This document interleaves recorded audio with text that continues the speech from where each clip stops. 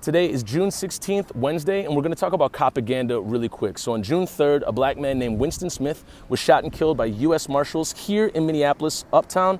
U.S. Marshals and Hennepin County and Ramsey County law enforcement officials. There was no body cam footage, no squad car footage, no names of the officers that killed him were released. They shot him 10 times in his car, and that was that.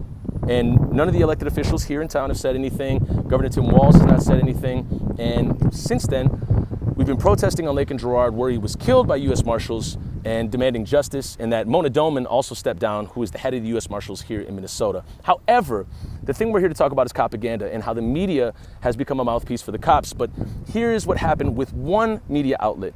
Minnesota Public Radio News, MPR, wrote on June 4th, 2021, 9:12 a.m., a handgun and spent cartridge case were found inside the vehicle, according to a release from the BCA. Now, the BCA is the Bureau of Criminal Apprehension. Those are the cops.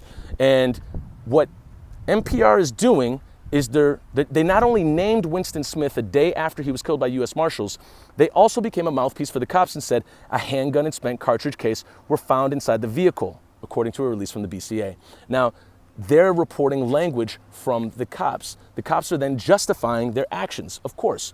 The BCA would never say anything that's going to not exonerate the police or implicate that the police did something wrong. So now you have MPR reporting for the police by police accounts. And not only have they named Winston Smith, but they've also justified what happened in repeating what the BCA has said, therefore repeating propaganda.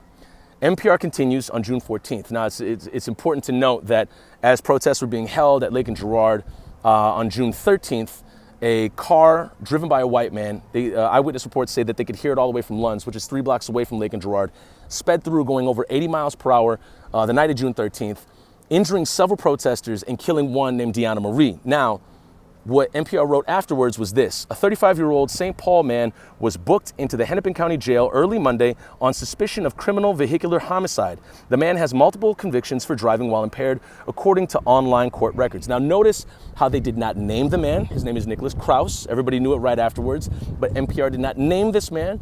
They also gave an excuse as to why he may have driven through the intersection, implicating that it may be an accident by saying has multiple convictions for driving while impaired, according to online court records. Now, that being said, it's exonerating him of what he did. So NPR has now justified what the cops did, justifying the cops killing a black man, but then have also given an excuse to a white man for committing a domestic terroristic act at Lake and Girard.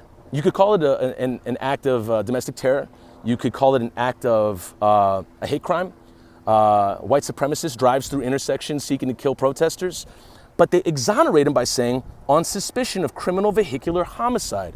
Notice the wording that NPR uses in softening the blow to Nicholas Kraus by not naming him, and also by giving his history and to potentially say, hey, it was an accident.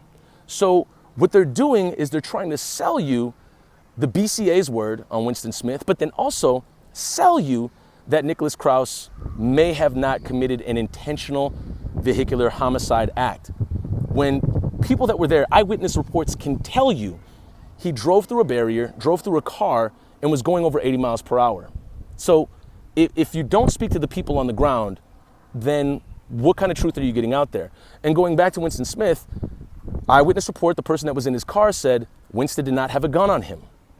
Yet NPR is going with the word of the BCA and saying that he had a handgun and spent cartridge case inside the vehicle, according to the BCA.